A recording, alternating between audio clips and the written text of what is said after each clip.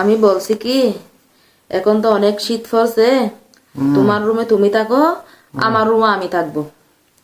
আমরা দুজন আলাদা আলাদা রুমে থাকবো। এখন তো পানিতে অনেক ঠান্ডা হয়ে গেছে, গোসল করা যাবে না। কি বলো তুমি? বেশি ভালো হবে, হুম। অনেক ভালো হবে।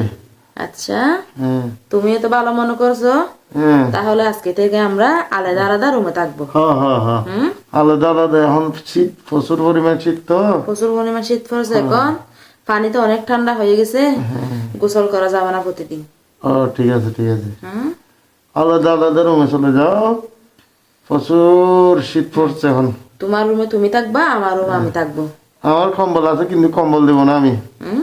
কম্বল না না, দেবো। কম্বল দিতে হবে না, হ্যাঁ আমি বেডশিট নিয়ে থাকবো। আচ্ছা আচ্ছা। আবার রাত্রে দরজা করিও না, না না না না, দরজা করে পালাইও না।